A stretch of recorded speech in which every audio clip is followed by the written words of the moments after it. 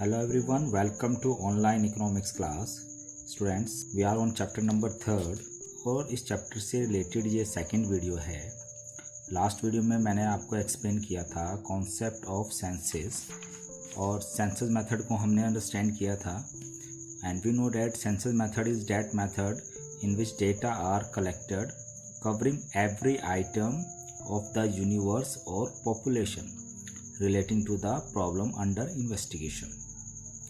हमने ये पढ़ा था कि भाई जो मेथड होते हैं स्टैटिकल इंक्वायरी के वो दो तरीके के होते हैं, सेंसस और सैंपल। सेंसस मेथड हमने लास्ट वीडियो में एक्सप्लेन कर चुके हैं, हम अंडरस्टैंड कर चुके हैं अच्छे से। आज की वीडियो में मैं आपको एक्सप्लेन कर रहा हूँ सैंपल मेथड के बारे में। So as last we have discussed that sample method is that method in which data is collected about the sample on a group of item taken from the population for examination and conclusion are drawn on their basis. So हम कह सकते हैं भाई sample method होता है, इस method में जो डेटा कलेक्ट किया जाता है वो जो ग्रुप ऑफ आइटम्स होता है उसमें से सैम्पल टेकन किए जाते हैं।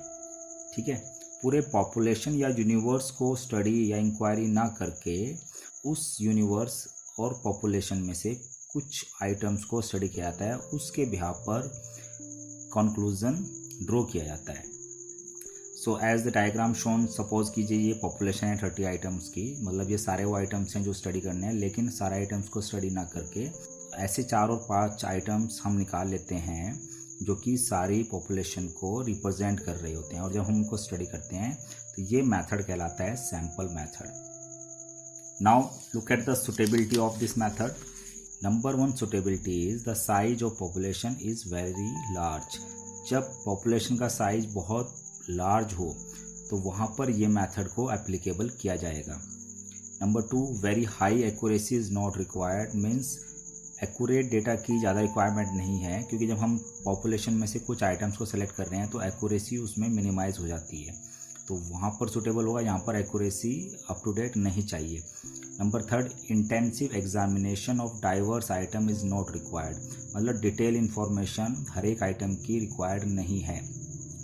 Number 4 when different units of the universe are broadly similar to each other, जब सारी यूनिट्स जो होती हैं आइटम की या यूनिवर्स की या पॉपुलेशन की वो लगभग एक जैसी होती है, तो वहाँ पर ये मेथड को अप्लाई करना और आसान हो जाता है। सुटेबिलिटी अगर हम बात करेंगे तो आप अगर जो लास्ट मेथड मैंने बताया था सेंसस मेथड उससे कंपैरिजन करेंगे तो ये सारी सुटेबिलिटी उसके अपोजिट हैं सेंसस मेथड से।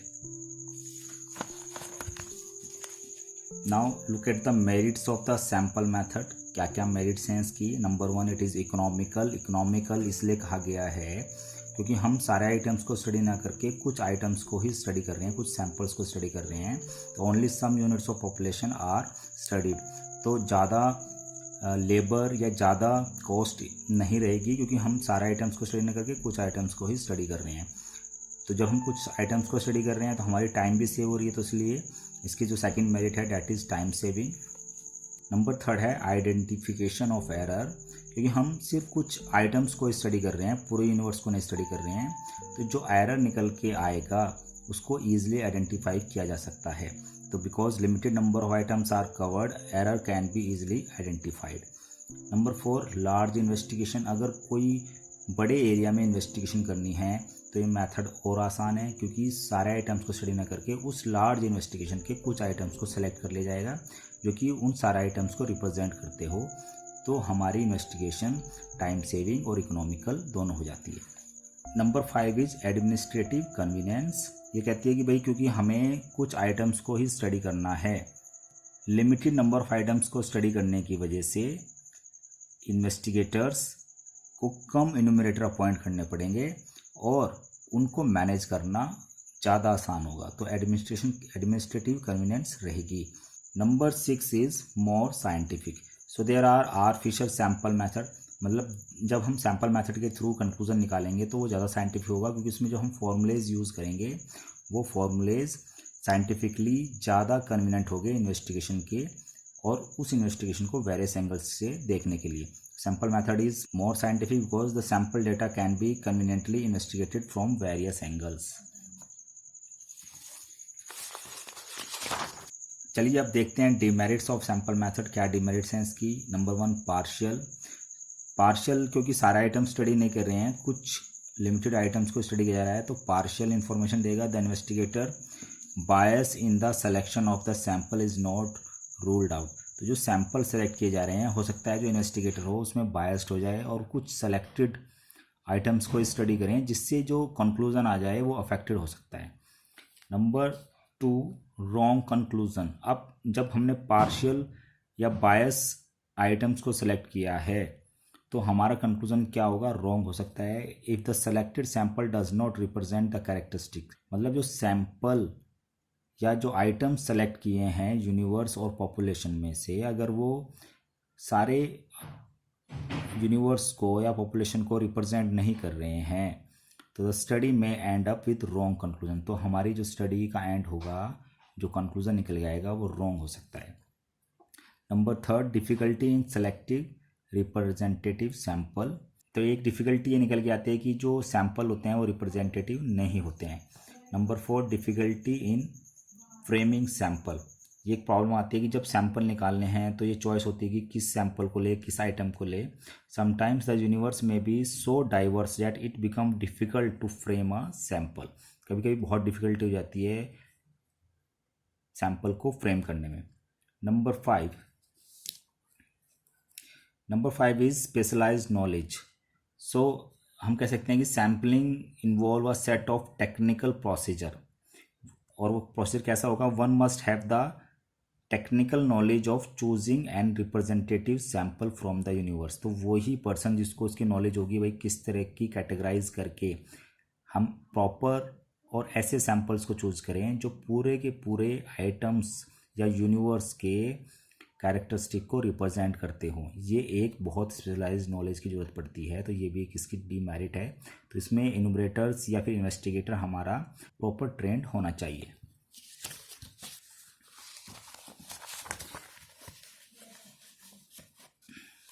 अब हमने मेरिट्स भी स्टडी कर ली और डिमेरिट्स भी स्टडी की है सैंपल मेथड की, और हमने सुटेबिलिटी भी स्टडी की है।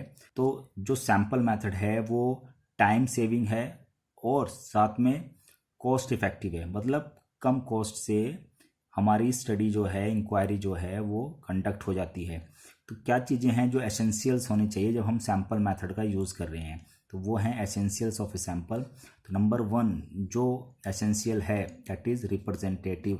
हमारा जो सैंपल है वो होल यूनिवर्स या पॉपुलेशन को रिप्रेजेंट करना चाहिए, must represent all the characteristic of the universe, पहला एसेंशियल। Number 2, independent. तो inclusion of one item in the sample should not be depended upon the inclusion of some other items of the universe. तो inclusion होता है ना, include करना। जब हम किसी एक आइटम को इंक्लूड करते हैं सैंपल, तो ये नहीं होना चाहिए कि वो उस आइटम को इंक्लूड करने से हमें और आइटम्स भी इंक्लूड करने पड़ेंगे यूनिवर्स के। ऐसी डिपेंडेंसी नहीं होनी चाहिए। हमारा ईच एंड एवरी आइटम जो है वो इंडिपेंडेंट होना चाहिए। Number 3, homogeneity. तो if more than one sample are selected from a universe the sample should be homogeneous. तो हम जब भी कोई सैंपल सेलेक्ट करें तो वो होमोजीनियस होना चाहिए और वो अपने आप में एक डिफरेंट कैरेक्टरिस्टिक्स को शो करें and not contradictory. Number 4 is adequacy. Adequacy ये कहती है कि अकॉर्डिंग टू द यूनिवर्स और पॉपुलेशन हमारे पास सैंपल भी उसी के अकॉर्डिंग होना चाहिए। सपोज आइटम्स हैं 1000, मतलब यूनिवर्स का साइज है हमारा 1000। अगर मैं 10% सैंपल लेता हूँ तो मेरे पास 100 आइटम्स होने चाहिए।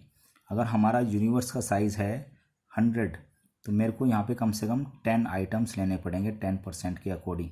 ये ना हो कि यूनिवर्स का साइज़ जो है हमारा 10,000 हो जाए और उसमें से भी मैं 10 आइटम्स को ही चूज़ करूँ, क्योंकि यहाँ पर मेरी कम से कम 1000 आइटम होने चाहिए थे। तो हमारी एडिक्वेसी प्रॉपर रहनी चाहिए।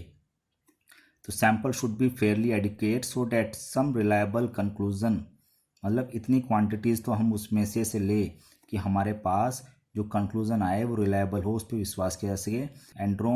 And drawn covering the characteristic of the universe as a whole, और कम से कम वो सारे यूनिवर्स के कैरेक्टरिस्टिक को कवर किया जा सके। तो सैम्पल नंबर ऑफ सैम्पल्स इतने होने चाहिए कि वो एडुकेट हों। तो ये आपका सैम्पल मेथड कंप्लीट हो जाता है, जिसमें हमने suitability, definition, merits of the sample method, demerits of sample methods को स्टडी किया है। Thank you students.